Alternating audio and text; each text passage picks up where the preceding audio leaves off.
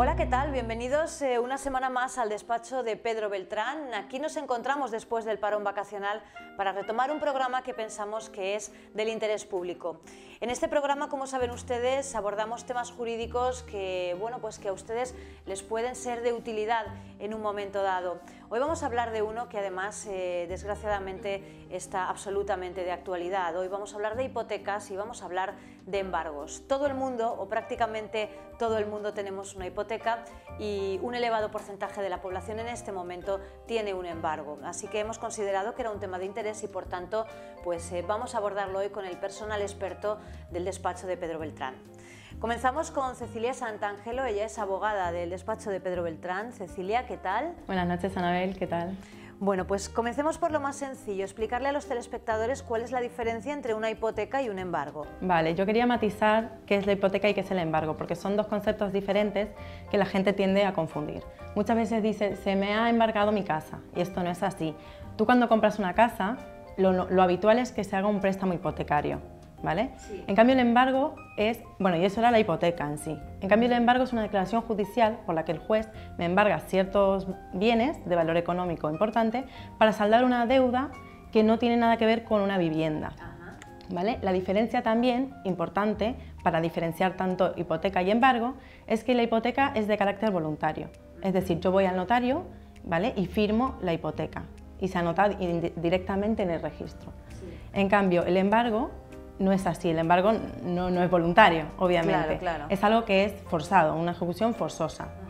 Entonces, yo tengo una deuda y hasta ahí bien, ¿no? Pero dejo de pagarla y se anota el embargo en el registro. O sea, esa es la gran diferencia entre uno y otro. Cecilia, ¿cuál es en la práctica la diferencia entre la ejecución de una hipoteca y de un embargo? Bueno, es bastante notable la diferencia entre una y otra, ya que en la ejecución hipotecaria no hay un juicio en sí. Por tanto, lo que se hace es que el banco detecta que hay un impago de la cuota del piso, ¿no?, de la vivienda. Entonces, le comunica al juzgado que hay un impago. Entonces, el juzgado lo que hace es pedir una certificación de cargas para ver que subsiste esta deuda, esta hipoteca. Sí. ¿Vale? Entonces, una vez que se verifica eso, lo que se hace es requerir de pago al deudor para que pague esta deuda, vamos.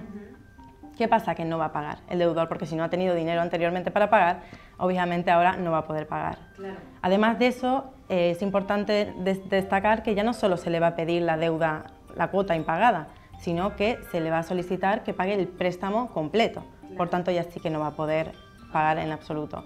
Entonces, ¿qué sucede cuando no se puede, cuando no paga? Pues se pide la subasta, por tanto se ejecuta, es la hipoteca. ¿Y qué se puede embargar, Cecilia?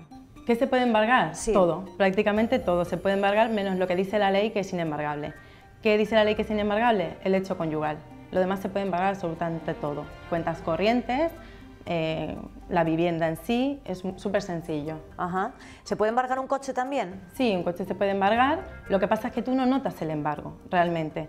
Se te embarga el coche y tú circulas con él de acá para allá. Claro. Lo que pueden hacer es presentarte el vehículo, presentarte el coche. Ajá. Pero esto es muy costoso realmente, dejar el coche en el depósito. Por tanto, en la práctica no suele darse. No se suelen embargar. No, porque es muy costoso. Los coches. Se van quizá otros bienes se embarga el coche, Ajá. pero no se presenta, es decir, no se va a depósito, no Ajá. lo presenta, o sea, se te embarga el coche, pero tú circulas con él. Claro. De todas formas. Curioso, ¿eh? Pues yo creo que, fíjate, esto creo que hay mucha gente que no lo sabe. No sé si es bueno que lo contemos. Sí, es bueno, depende de qué punto de vista es bueno. Siempre es buena. También es muy serio el embargo de un sueldo, porque eso puede cambiar radicalmente tu vida, ¿no? ¿Se puede embargar un sueldo, Cecilia? Bueno, si tú decías que lo del coche no contarlo, esto ya no sé qué decirte. Cuéntamelo. Bueno, la verdad sí que se puede embargar el sueldo. O sea, lo que pasa que lo que no se puede embargar es el salario mínimo interprofesional. Es decir, los 645 euros no se puede embargar, ¿vale? Pero lo que se sobrepase de eso sí se puede embargar. Esto es lo que no se puede contar ahora. Claro. En empresas grandes es muy difícil hacer esto, pero en empresas pequeñas tú puedes hablar con el empresario y comentarle la situación y llegar a un acuerdo. Que él en nómina te ponga solamente salario mínimo interprofesional y luego en negro te lo dé al contado, obviamente que no figure en nómina, el resto del salario. Bueno, pues es una opción. Y entonces no se te puede embargar el sueldo nunca al final. Es una opción, es una opción. Bien, pues yo creo que ha quedado muy claro, por lo menos esta primera parte, la que nos has explicado tú, Cecilia. Así que bueno, vamos a continuar contándoles otros aspectos a los telespectadores. Gracias Muchas una vez gracias más a ti, Anabel, por haberlo hecho tan bien y tan clarito. Muchísimas gracias.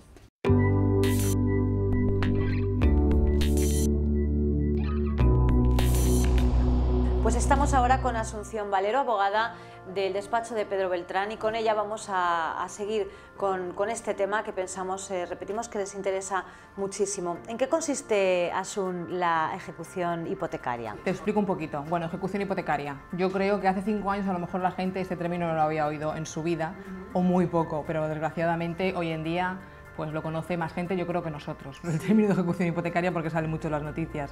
¿En qué consiste una ejecución hipotecaria? Bueno, tú firmas una hipoteca, te lo voy a resumir bastante, firmas una hipoteca y obviamente tienes que pagar las cuotas, que eso es lo que la gente sabe comúnmente, ¿no? Claro. Dejas de pagar esas cuotas, ahora la ley que te dice que son mínimo 3 y el banco te lo reclama. Hablamos siempre de bancos, ¿no? Son los que prácticamente otorgan las hipotecas. Presentan una demanda judicial ante un juzgado, oye, mira que esta persona ha dejado de pagarme la hipoteca. ¿Qué hago? Quiero la casa, quiero la garantía que yo he puesto, o sea, la garantía la quiere el banco. ¿No me puedes pagar la hipoteca con dinero? Pues me quedo con tu casa. Entonces empieza un trámite procesal, bueno, en fin, hasta que va hasta la subasta, obviamente. Claro. Se reclama judicialmente con 3 cuotas, es mínimo, es lo que la gente tiene que saber.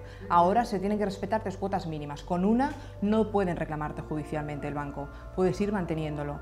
Llega hasta la subasta y luego hasta la posesión. El bien forma parte, o sea, la finca forma parte ahora del banco. ¿Qué pasa en el trámite procesal, digamos, en el trámite de esta demanda? La gente puede ir a pujar en una subasta, obviamente. Esto antes era más común, había más subasteros que se dicen, pero ahora es muy difícil, Anabel, que vaya alguien. Tampoco hay nada que merezca la pena realmente. Hay un volumen increíble, pero es difícil. Bien, hay una cosa que preocupa mucho a los ciudadanos que están inmersos ahora mismo en un proceso de estas características, y es qué ocurre con la diferencia no percibida en la ejecución. Problema de una ejecución hipotecaria, que se generan gastos, se generan intereses de demora y además costas judiciales. Es un proceso largo y además relativamente costoso. ¿Cómo lo puedo resumir para que se entienda perfectamente? Vas a la subasta y el banco se queda tu casa por un precio, un determinado precio, que además hay unos límites pactados en la ley, pero el precio es el que es, que luego lo contará mi compañera Victoria, cuáles son los mínimos por los que el banco se puede quedar tu casa. Si no hay nadie que mejore la oferta, entiendo, no suele haber nadie. Se queda con tu casa por un mínimo. ¿Qué pasa? Que sigue habiendo deuda. Se han generado más intereses de demora y además las costas judiciales del propio procedimiento. Eso queda eternamente. Lo que la gente no sabe es que cuando tú firmas una hipoteca, sueles responder, además de con la vivienda, ilimitadamente, con todos tus bienes, presentes claro. Y futuros. Hay además los avalistas, no nos olvidemos de ellos. Claro. Si tú firmas una hipoteca y además te avalan tus padres, pues exactamente, ellos también van a responder. Se crea ahí una bola, digamos, de cantidades que pueden ser eternas. Antes se reclamaba al 100%, hay que puntuar que desde mayo del año pasado, muy reciente, hay una ley que te dice si pagas en 5 años, pagas el 65% de esa deuda. Si pagas en 10, pagas el 80%. Si en 10 años no vas a poder asumirlo, vas a pagar el 100%. Claro. ¿Cuándo? Nunca. Claro. Piensan a ver que si una persona no ha pagado en 10 años la deuda que queda, ¿cuándo lo va a pagar? Hombre, es difícil, puede venir a mejor fortuna, podría heredar, pero es muy complicado. Muy difícil, muy difícil. Vamos a la dación en pago, que es una de las, de las vías de escape que han encontrado muchas familias. Lo que ocurre que también pues hay que especificar que también es un tema que hay que tocar con cautela, ¿no, Asun? Porque hay gente pues que a lo mejor ya no quiere seguir viviendo ni pagando esa casa y dice, pues yo doy la casa y me olvido. Es una opción que se ha dejado únicamente para los casos muy extremos, ¿no? Sí, bueno, mira, tú lo has explicado perfectamente, es un poco para los casos extremos. Es una alternativa a la ejecución hipotecaria, como hemos dicho, es más costosa y un poquito más lenta, sobre todo aquí en Alicante los juzgados están un poco saturados con ejecuciones hipotecarias. Sí, es lamentable, pero es que es así. Entonces, ¿qué pasa? Que es una alternativa, es más rápida, pero no siempre da lugar a la dación en pago.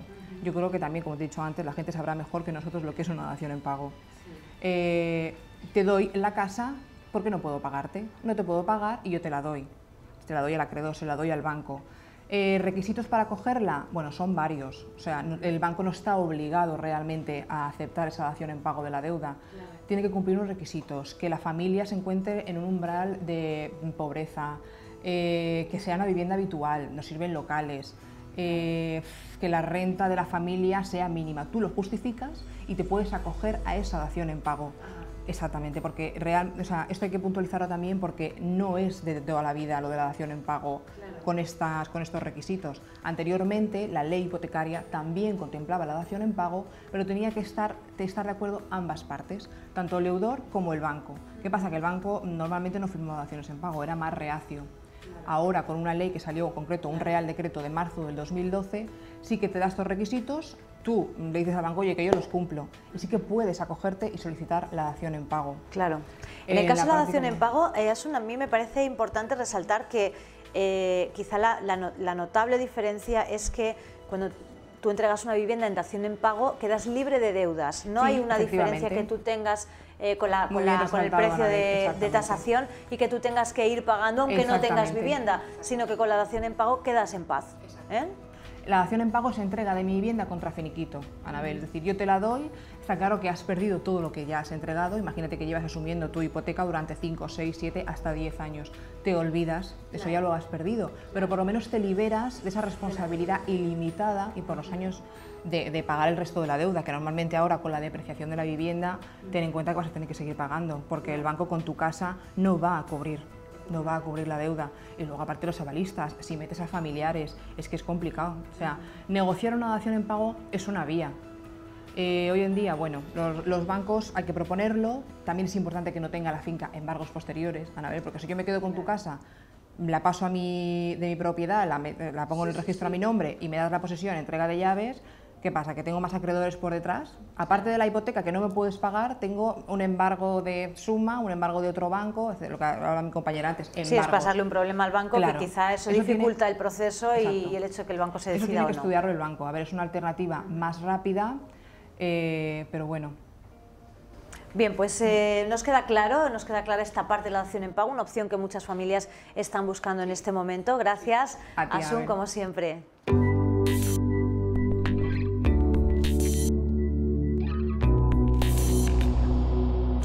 Bien, pues hablábamos hace un instante de cuál es el final de una vivienda que ha sido hipotecada y ese final es la subasta. ¿Cómo se publica y se celebra una subasta? Es la primera pregunta que yo quiero hacerle a Victoria Yarmoluk, que es abogada del despacho de Pedro Beltrán. Victoria, ¿qué tal? Hola, Anabel, buenas noches, ¿qué tal? Bueno, pues como le decía a los telespectadores, hay un proceso y en ese proceso se publica y se celebra la subasta de un bien que ha sido embargado. En este caso vamos a hablar de una vivienda. ¿Cómo es este proceso? A ver, el señalamiento de subasta se publica en un edicto judicial que se hace público en un tablón de anuncios del juzgado un tiempo antes de la subasta. Realmente cualquier persona puede participar en la subasta. Un requisito mínimo e imprescindible es hacer una consignación en la cuenta del juzgado, como ha dicho mi compañera Asun, del 5% de valor de tasación para poder hacer una puja. Este depósito, evidentemente, si luego no te adjudicas el bien, pues se devuelve a las partes. ¿Cómo se celebra? Pues los postores acuden a la sede judicial y en presencia de un secretario judicial hacen sus ofertas que giran sobre el valor de tasación. O sea, este es el valor mínimo que tiene que salir para poder adjudicar el bien. Si se ofrece un mínimo de 70% de valor de tasación por una vivienda habitual, la subasta se adjudica al mejor postor. Si no hay estas ofertas, que también puede darse el caso, y las ofertas son inferiores al 70%, se les concede un plazo a las partes para que puedan ofrecer una tercera persona que pueda mejorar esta oferta.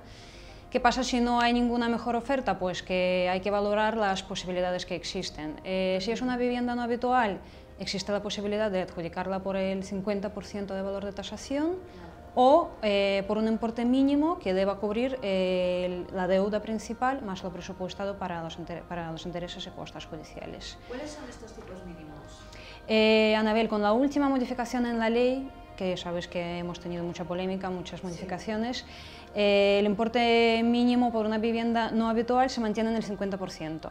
Quiero decir, si es una segunda residencia de una persona extranjera, a lo mejor, que ya ni siquiera vive aquí, que se ha vuelto a su país o lo que sea, esta vivienda se podría adjudicar por el 50%. Si la vivienda es habitual, de una persona normal, digamos, ¿no?, que vive en su casa y, bueno, y no puede afrontar esta deuda, el importe mínimo es el 70%. ¿Por qué se hace esto? Pues para proteger a los deudores, ¿no?, para que el banco no pueda quedársela por muy poco dinero y luego encima reclamarle, como decía mi compañera Son, esta diferencia. Se hace pues eso, para las personas que, sobre todo, que están en una situación de desamparo, intentar protegerlas un poco y este es el mínimo. Muy bien, ¿y cómo se produce la entrega de esta posesión? Porque imagino que no tiene que ser fácil, ¿no?, para una persona que, bueno, pues es ajena a los problemas de esa familia que ha perdido la casa, pero que ha pujado por ella, se la ha adjudicado en subasta. ¿Cómo se produce esa toma de posesión por parte de quien ha ganado esa subasta? Yo lo primero que me gustaría decir también es que todo el proceso de la ejecución hipotecaria sí que es rápido y es sencillo, pero también puede alargarse dependiendo de la situación, por ejemplo, los deudores extranjeros o que no sabemos dónde están, no podemos identificar la deuda. Se alargan bastante y pueden pasar incluso años hasta que inicies el procedimiento y hasta que se haga la toma de posesión. Sí. Sobre todo en algunos partidos judiciales que tenemos aquí de Torrevieja, de Orihuela, que pasan 3-4 años hasta que el acreedor, el banco, pues pueda ya tomar la posesión. Si es una vivienda habitual, me gustaría destacar también que los desahucios están paralizados ahora mismo. O sea, muchos bancos ni se atreven a desahuciar a la gente por la polémica que puede causar, por la plataforma de desahucios que hay y demás. Lo que se intenta hacer es llegar a un acuerdo siempre, o sea que aunque esté subastada la finca, tiene que pasar un proceso, pagar los impuestos al acreedor, solicitar la entrega de la posesión y luego ya se valora la situación. Si hay gente viviendo en la vivienda, el banco, el acreedor normalmente intenta llegar a un acuerdo, le da más plazo, intenta alquilarlo, sabes que hay ahora varias opciones. Si no hay nadie viviendo en la vivienda, evidentemente pues acudes con la policía, con el cerrajero, cambias la cerradura y ya está. Incluso hay casos cuando los propios deudores acuden a la sede judicial y entregan las llaves, pero bueno, eso ya es menos común, lamentablemente. Bueno, y dentro de todo este proceso, cuando una vivienda se queda vacía, puede dar lugar a que sea ocupada, a la presencia de ocupas. ¿Qué ocurre si hay ocupas, Victoria? Es una situación ahora mismo bastante problemática, ha salido bastantes veces en los medios de comunicación, precisamente en el Diario de Información, porque pues, se ha dado bastante, sobre todo en ciertas zonas de Alicante, por ejemplo. Y bueno, y es una situación problemática porque ¿qué pasa? Con las viviendas vacías adjudicadas por los bancos o incluso viviendas de gente, por ejemplo, de fuera de España o extranjeros o fuera incluso en España que vienen aquí a veranear y el resto del año lo pasan fuera y las viviendas se quedan vacías, pues hay gente que se mete dentro. Normalmente se da en los casos de los pisos vacíos. ¿Qué pasa en estas situaciones? Al tratarse de un tema penal, nosotros aconsejamos siempre ya acudir directamente a la policía. Nosotros acompañamos al cliente, en este caso al propietario de la vivienda, se redacta una denuncia y también queremos destacar la gran labor de la policía de Alicante, de los juzgados de Alicante, porque tienen un protocolo especial para poder actuar en estas situaciones que actúan muy rápido y muy bien. Luego se dan casos, por ejemplo, de lanzamientos de juicio ordinario cuando son más largos, pero aquí en Alicante es bastante más ágil y se hace bastante bien. Se interpone la denuncia, en un par de meses ya vas a la vivienda y, bueno, si hay gente viviendo, pues se desaloja a esta gente. Pero quiero decir, son casos de ocupación ilegal. O sea, ya, por ejemplo, se dan casos incluso en algún barrio de Alicante de edificios enteros, de gente viviendo allí, que lo que hace también es subarrendar luego. O sea, algo que no es tuyo, lo estás que dice, no, yo te lo dejo, por 200 euros te lo dejo. O sea, que hay casos increíbles a veces que parece que hay gente viviendo allí que encima lo subarienda, intenta aprovecharse de ello y encima fíjate también toda la molestia que esto causa a los vecinos. Por supuesto. Bueno, esto claro, porque se conectan el agua, la luz, el ruido, o sea que son casos bastante problemáticos, por eso pues eso, aconsejamos ir a la policía, intentar afrontarlo y con la ayuda de... Resolverlo de la mejor forma y con vuestra ayuda, por supuesto. Bueno, eso esperamos. Muy bien, Victoria, muchísimas gracias. A ti, Anabel. Una semana más, gracias. Gracias, Anabel.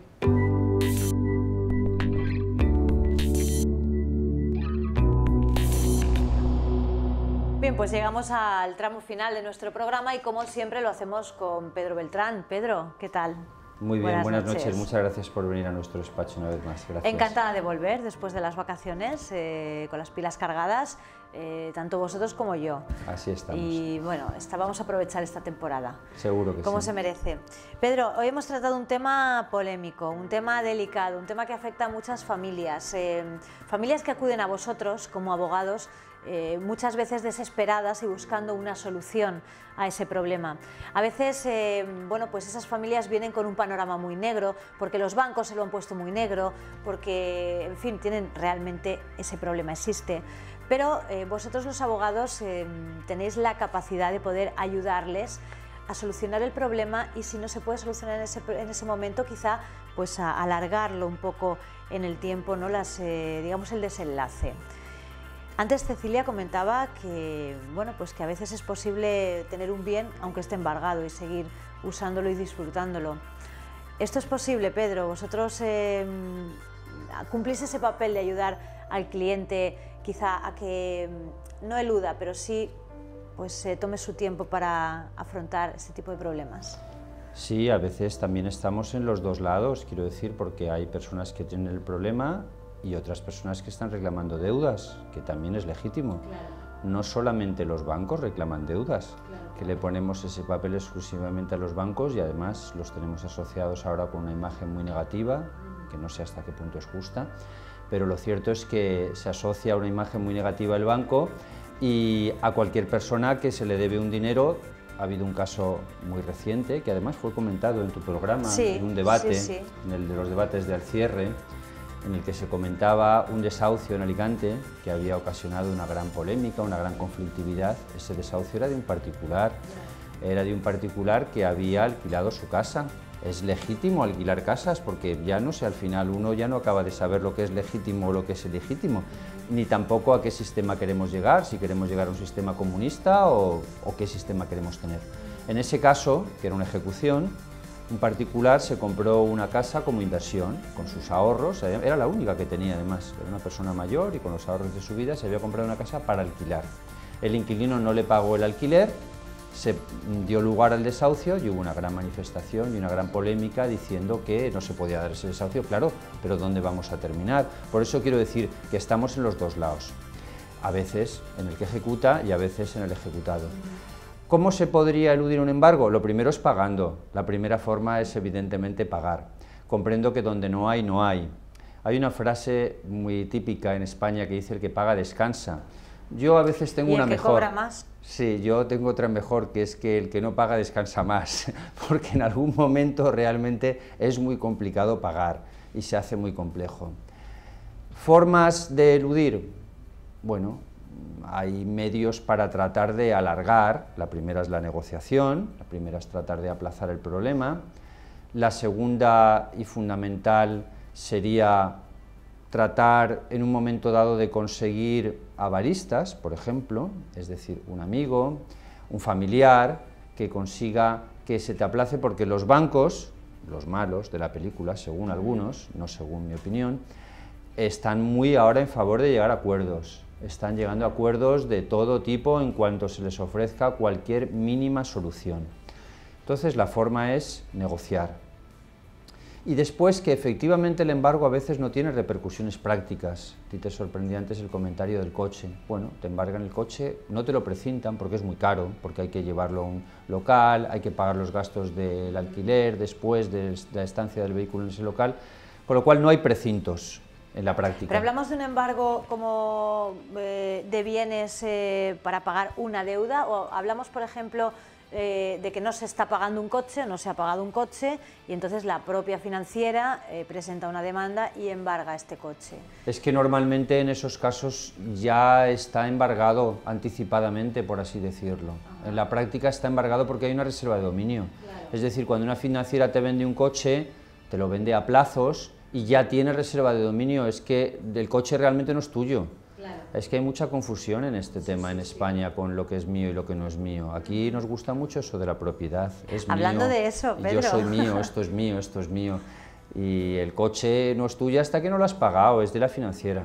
Hablando de eso, Pedro, de ese sentimiento de propiedad, yo creo que es algo que estamos superando en España, algo que estaba ampliamente superado en Europa, pero ahora también se está superando en España. Siempre hemos querido bueno, pues tener un trabajo por cuenta ajena para una empresa y comprarnos una casa, ¿no? Eso ha sido quizá el sueño de todos los españoles hasta ahora. Ahora queremos ser emprendedores y vivimos de alquiler y no pasa absolutamente nada, porque realmente, lo comentábamos fuera de cámaras, ese bien no llega a ser tuyo hasta que acabas de pagar la hipoteca, sí, pueden ser 30 y hasta sí. 40 años. La confusión de mucha gente es esa, y antes se decía que era tonto el que alquilaba, que era tonto porque estaba tirando el dinero. Todos los que decían eso se han equivocado, porque es al revés. El que ha sido tonto es el que ha comprado a precios astronómicos en los últimos años, que desgraciadamente habrá muchos telespectadores en esa situación. Seguro. Han comprado para ellos, y algunos, peor todavía, como inversión. Y esos se han quedado colgados con varias viviendas y ya no pueden hacer frente, por lo cual es muchísimo más inteligente hoy alquilar que comprar. Y desde luego, si compras, es siempre mejor comprar no debiendo nada a nadie, y lo ideal es comprar no debiendo nada a los bancos. Claro, pero ¿qué porcentaje de la población puede comprar? Española es cierto que no, claro. Pero las últimas ventas, en los últimos 3 meses, el 33% de las viviendas en Alicante han sido a extranjeros. Ajá. Y de ese 33% la inmensa mayoría han sido sin hipoteca. Quiero decir que eso se ha reactivado, pero sobre la base de no hipotecar. El español hoy debería más alquilar, porque además los precios de alquiler han bajado muchísimo también. Bien, pues Pedro, la verdad es que el tema de hoy interesantísimo. Yo creo que muchos telespectadores habrán estado y estarán pendientes de esto, muchos telespectadores también pendientes de esa dación en pago. Es brutal la cifra que hay de solicitudes en este momento, unas serán legítimas, otras no. ¿A ti qué te parece, Pedro? ¿Te parece una medida justa? ¿La dación en pago? Tengo opiniones controvertidas sobre ese tema, no lo tengo absolutamente claro si me parece justo o no. Creo que en estos momentos sería muy perjudicial para la concesión de préstamos. Si ya en estos momentos la concesión de préstamos es muy baja, si la dación en pago la hacemos legal, va a ser más baja todavía. Apenas hay ningún país en el que la dación en pago sea legal, con lo cual tampoco estamos imitando modelos que existan en otros sitios. Comprendo que hay muchas personas con dificultades, pero ¿lo debemos hacer retroactivo? ¿Hasta qué punto debe ser retroactivo a situaciones que ya se han producido y se han pactado en otra forma? No lo sé, es un tema muy complicado que requeriría una respuesta muchísimo más larga. Muy bien, pues bueno, podemos hacer un programa muchísimo más largo sobre este asunto, porque yo creo que la verdad, y lo decía al principio, desgraciadamente interesa a mucha gente, porque hay mucha gente en esa situación. Pedro, ha sido un placer, como siempre, estar en tu despacho y retomar estos programas. Bueno, pues nos espera una larga temporada por delante y esperemos que podamos tratar muchos temas de los que a los ciudadanos les interesa conocer. Muchas gracias a ti, Anabel, y buenas noches. Gracias. Gracias. Bien, pues nosotros nos despedimos ya. La próxima semana nos daremos cita de nuevo en el despacho de Pedro Beltrán para aclararles a ustedes pues todas las dudas que puedan tener en materia jurídica o legal. Hasta entonces.